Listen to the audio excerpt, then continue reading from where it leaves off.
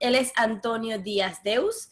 Lleva 20 años impartiendo programas de Enneagrama en España y México. Estudió Ingeniería Industrial en la UPM y es terapeuta Gestalt. Además de su trabajo como consultor, es responsable del módulo del desarrollo ejecutivo del MBA Internacional de la Universidad Politécnica de Madrid. Antonio ha escrito varios libros como Coach, como Chamán, Coaching en el Camino y Las 4 Llaves, Enneagrama y Liderazgo. En este último nos habla de una herramienta de autoconocimiento, el Enneagrama, que describe 9 tipos de personalidad distintos, sus interrelaciones y los aspectos más conflictivos de cada carácter, que nos impiden tomar las decisiones acertadas y gestionar adecuadamente las relaciones. Al conocer dichas personalidades, podemos gestionarlas y liderarnos a nosotros mismos para ser felices. El Enneagrama. Antonio Díaz, ¿qué tal? ¿Cómo estás? ¿Cómo se te escucha? El audio.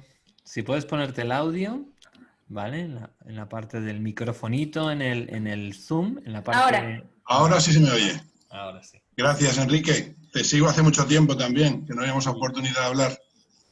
Claro que Hemos sí. estado ahí muy conectados virtualmente mucho tiempo. Sí, es verdad, es verdad. Con amigos comunes como Gonzalo, no me acuerdo, es Martínez. Sí, Gonzalo Martínez. Gonzalo, claro.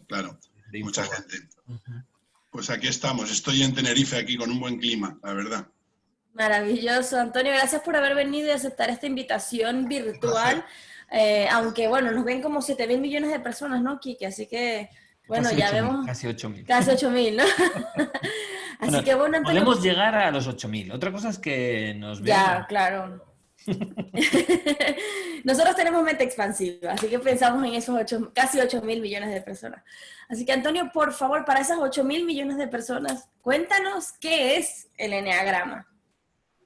Uy, es una pregunta muy grande, muy amplia. El enagrama es un mapa caracterológico muy profundo, pero que también tiene un componente espiritual que de alguna forma tiene muchos años. Tiene a lo mejor, hablan de 4.000 o 5.000 años de historia y dicen que, bueno, que empezó en Babilonia de alguna forma. Entonces, de alguna forma empezó cuando empezó el patriarcado. Como que parece que cuando empezó a construirse el ego, parece que el ego viene a finales del Neolítico, no siempre hemos tenido ego, antes estábamos en el paraíso hasta que nos echaron del paraíso. Y en ese echarse del paraíso parece que asumimos unos caracteres, asumimos el ego. En el fondo el mapa del enagrama es un mapa de 9 egos y bueno, ya luego lo usaron mucho también los padres del desierto, cuando se iban a meditar con su... Y bueno, con su tipo de rasgo. Entonces ha estado muy hasta nuestras fechas. Gurdjieff fue quien lo trajo mucho a Occidente en el siglo pasado.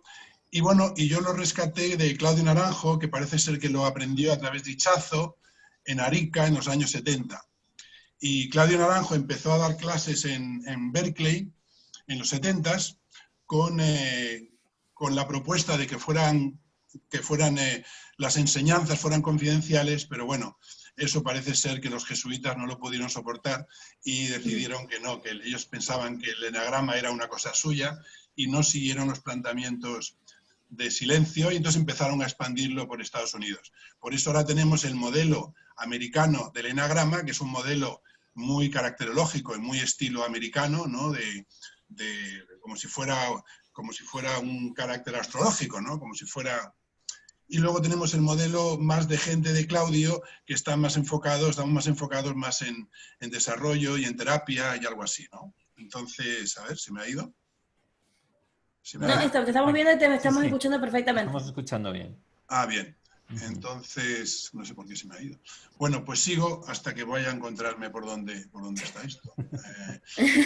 Bien, entonces, bueno, yo lo conocí en el año 92, que conocí a Claudio Naranjo. Para mí, conocer a Claudio fue encontrar un poquito luz al final del túnel. Y de alguna forma a mí él me aleccionó o me inspiró para que yo hiciera un modelo de enagrama más asequible al mundo personal, no que fuera a través de la terapia. Y entonces, bueno, pues eso fue lo que de alguna forma he dedicado 20 años de mi vida y al final acabé con el libro de las 4 llaves en donde ya consigo hacer un modelo más mío, en donde, hombre, el 50-60% es Claudio, pero el 30-40% restante son mis experiencias en estos 20-25 años, ¿no? Qué interesante, Antonio, lo que nos estás comentando y me encantaría que bueno, que desde tu perspectiva, desde tu conocimiento, ¿por qué consideras que es importante conocer este tipo de herramientas y trabajar con las personalidades? Bueno, lo que yo he visto es que la gente cuando tiene su ego, con el ego tomas malas decisiones. O sea, el que es orgulloso toma decisiones basando en seguir manteniendo un poco el tipo y en cómo busca la aceptación de los demás. El que es más miedoso, pues no toma las suficientes decisiones porque está con miedo y con paranoia de lo que puede ocurrir. El que es más salvaje, más tipo 8, pues es demasiado rebelde y entonces, es decir, nos damos cuenta que tomamos muy malas decisiones en la vida como consecuencia de nuestros egos, de nuestros miedos, de nuestros conflictos con papá y con mamá. Y entonces con el enagrama lo que consigues es darte cuenta lo que sería una conducta un poco más apegada a la realidad, no tan apegada al ego. Y por eso es interesante en los días que corren, como intentar, bueno, tomar decisiones, la decisión correcta, ¿no? Como el tiro con arco, que es una modalidad japonesa muy interesante de tiro con arco, como el fijarse en el proceso, no fijarse en el resultado final, sino en el proceso. Y en ese tema es donde el enagrama es muy importante porque te dice dónde metes la pata. Yo cuando en la universidad, en el MBA, en los másters, la gente joven se lo cuentas, les gusta mucho porque se dan cuenta la diferencia entre vivir para el ego, de alguna forma estás pendiente de la aceptación de los demás, pendiente del reconocimiento, o tienes miedo, o tienes rabia de la vida, entonces todo eso hace que tomes malas decisiones.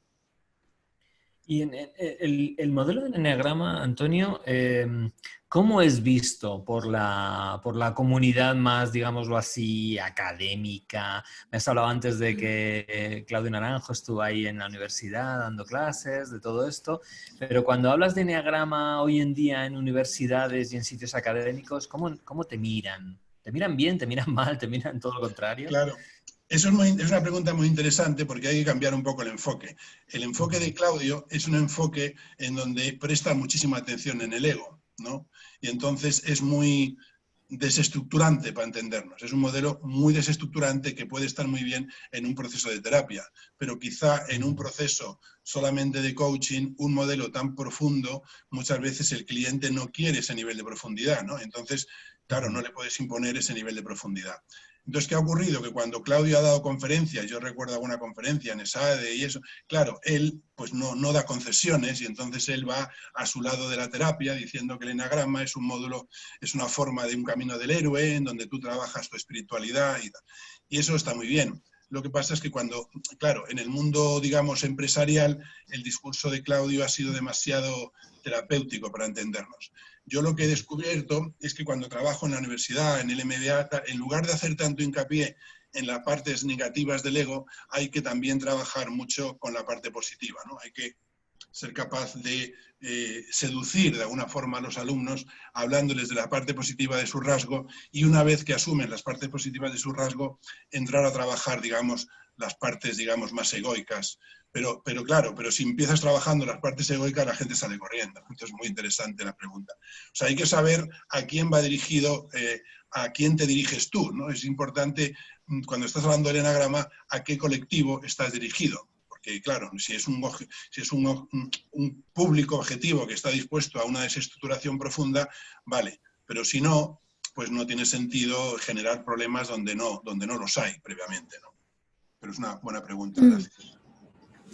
Es interesante lo que comentas y me parece que es como un tema muy profundo también a trabajar, ¿no? Y a observar y a ver qué tal funciona, ¿no? Pero hay una cosa que me surge curiosidad. Luego de que tú, digamos que conoces el tipo del ego como el que estás comentando, desde el cual te mueves y esa forma esa personalidad, ¿cuáles serían los siguientes pasos después de que yo reconozco que mi ego trabaja desde el miedo o trabaja desde una persona que es egoísta o qué sé yo? ¿Cuáles serían los siguientes pasos para trabajar con ello? Bueno, es una buena pregunta. Gurdjieff desarrolló todo un método muy interesante. Hay un libro muy bonito que habla, que es Fragmentos de una enseñanza desconocida, de Ouspensky, que hace hincapié en la observación. Dice que lo más importante con el enagrama es observar tus reacciones automáticas, ¿no? Si yo soy orgulloso, pues de repente te sale un poco la histeria, ¿no? O si soy un 7, pues soy demasiado gozador. Entonces,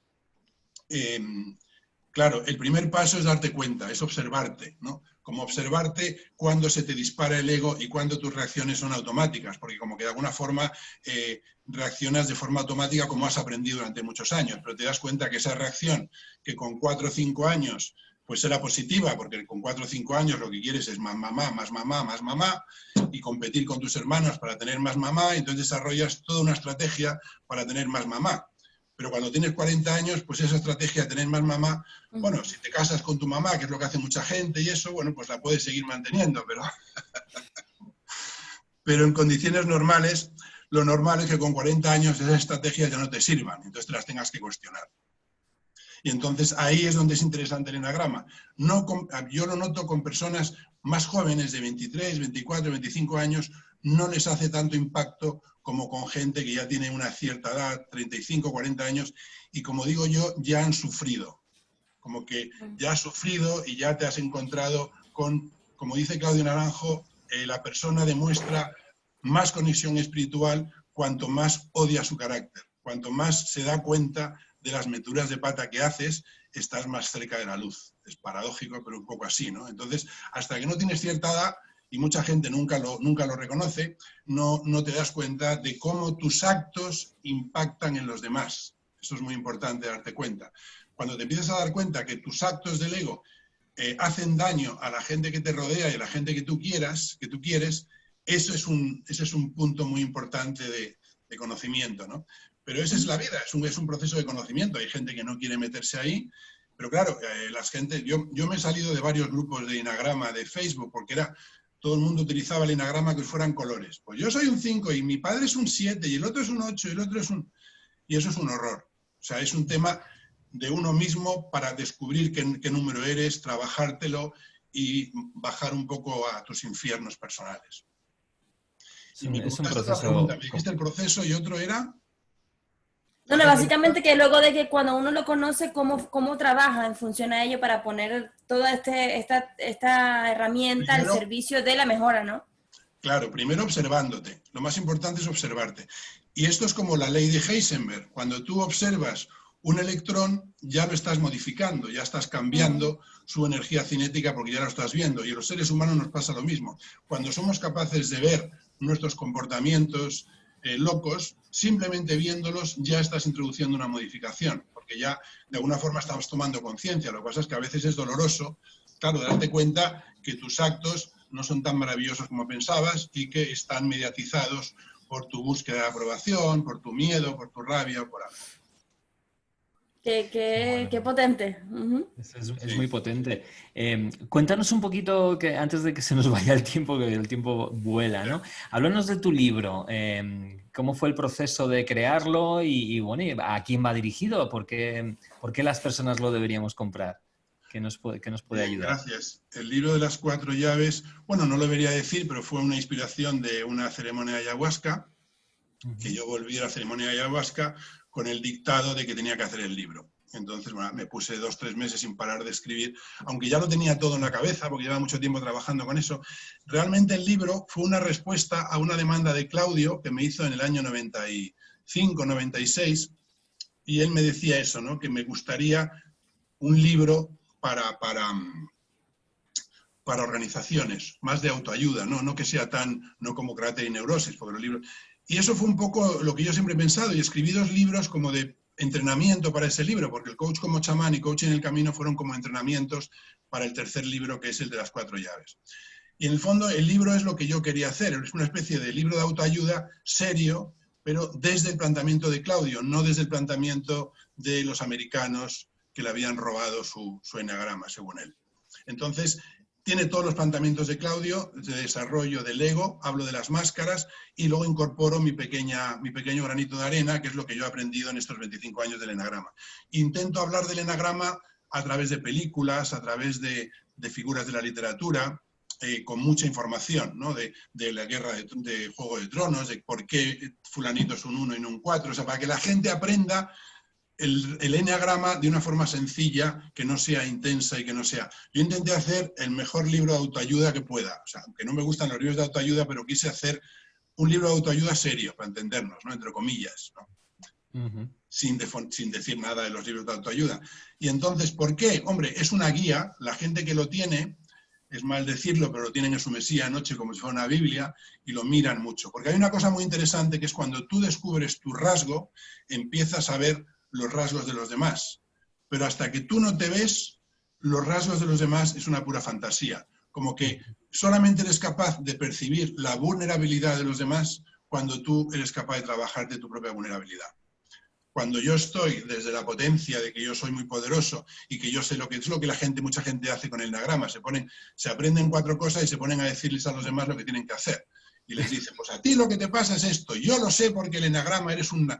Y eso es un horror, ponerse así, porque claro, eso eliminas a todos los amigos de tu lista, ¿no? Eso, lo peor que hay son gente que se acaba de aprender el enagrama y se ponen entre ellos a ponerle numeritos a toda la gente. Eso es odioso, es lo peor que puede haber.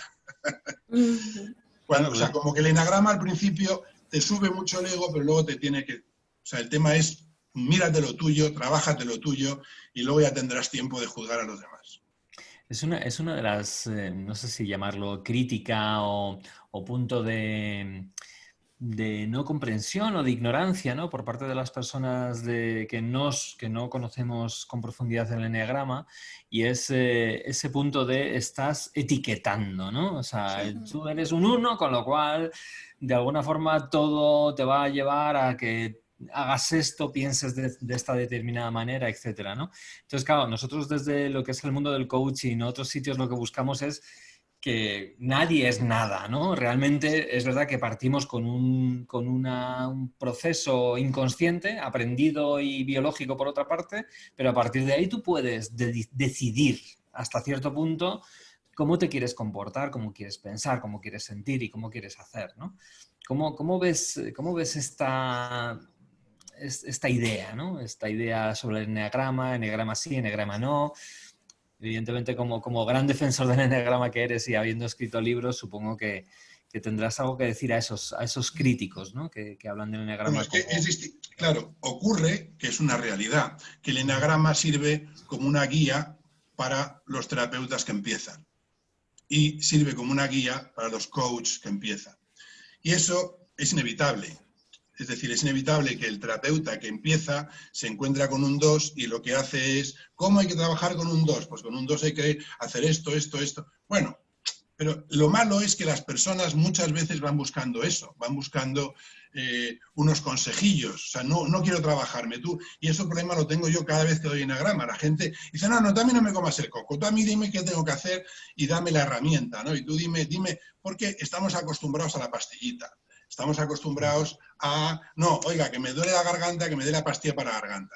Oye, la garganta es que te has puesto ciego a fumar y que ayer te metiste 2 botellas de whisky y tienes la garganta irritada, cabrón. Entonces, perdón. Entonces, como que y es lo que pasa un poco, eso es un aspecto. Entonces, el enagrama, claro que es muy potente, pero cuando las personas lo utilizan como una ayuda para la terapia o para el coaching, bueno, está bien si eres un novel. Si eres un senior, no está bien. Si eres un senior, lo que tienes que hacer es, como un coach, o sea, yo siempre que he hecho coaching con personas les he dicho, vale, les he hecho ver qué rasgos son ellos, pero ellos son los que tienen que asumir el rasgo. No tiene ningún sentido que yo les diga el rasgo. Eso es muy arrogante por parte de un terapeuta, de un coach, ponerse a decirle a su cliente los problemas que tiene porque es tal o cual número. Eso es una salvajada. Eso no se puede hacer. O sea, este tipo de carácter, el eneagrama, es un carácter no para el terapeuta ni para el coach, sino para el cliente o para el paciente. Eso es lo primero. Entonces, eso es como cuando un mal presentador hace una presentación con slide y se pone a leer las slides como un loco. Y está todo el tiempo mirando la pantalla, leyendo las slides. No está interaccionando con el grupo, no está interaccionando con la presentación, está leyendo una slide. Y la segunda parte que quería hacer una referencia a Jung. Jung habló de los famosos caracteres, ¿no? Habló de introversión, arquetipo. Thinking, el modelo que luego le copiaron, claro, los americanos haciendo sus cosas con el Myers-Briggs, que los americanos, los estadounidenses son expertos en coger un modelo, lo empaquetan, lo meten en un software y luego te lo venden, ¿no? Pero ese modelo lo tiene ya Jung hace muchos años. Bueno, sí, pues hay 200.000 modelos estadounidenses basados en Jung, pero que tienes que pagar. Pero el modelo de Jung no tienes que pagar. Y Jung decía una cosa muy interesante, decía que el gran error es que la gente decía, a ti lo que te pasa es que eres un introvertido, O a ti lo que te pasa es que eres un... Es decir, Jung decía que las personas que son introvertidas por la noche tienen sueños extrovertidos y las personas que son de carácter extrovertido tienen carácter introvertido cuando sueñan. Entonces, Jung decía que era muy importante el equilibrio entre introversión, extroversión, thinking, feeling, juicio, percepción, etc. Entonces, ¿qué pasa? Cuando tú a una persona le dices, a ti lo que te pasa es que eres un introvertido, lo que estás haciendo es reforzarle el hecho de que es introvertido. No le estás dando posibilidad de salir de ahí. Entonces, por eso etiquetar a la gente no es positivo. Al contrario, tú le puedes decir, bueno, pues tú tienes comportamientos introvertidos y comportamientos extrovertidos. Y te vendría bien potenciar los extrovertidos. Pero no decirle, a ti lo que te pasa, claro, en las típicas discusiones de pareja y tal, a ti lo que te pasa es que eres un tal, y ya le sueltan la etiqueta y ya la han machacado. Entonces, Antonio, yo creo que hay algo que de lo que hablas bueno, que creo que esa pregunta debimos haberla hecho al inicio, pero mientras más hablando empiezo yo a observarlo, ¿no? Y es decir, está muy, ahorita como, no sé, como el ego, ¿no? Está como hasta no estigmatizado, ¿no? Que una persona que se maneja desde el ego, entonces es tal o cual cosa, ¿no? ¿Qué consideras tú y qué aportación nos puedes dar desde tu experiencia con referente a esto? ¿El ego es bueno, es malo, es necesario? ¿Cuál es tu perspectiva? Hombre, depende. Para una persona que va a ser terapeuta y que se quiere formar como terapeuta y que es un psicólogo, la carrera de psicología no te da mucho, pero luego tiene que hacer una formación de terapia, que puede ser psicoanálisis, que puede hacer Gestalt, que puede ser lo que sea. Esas personas necesitan un fuerte proceso de desestructuración.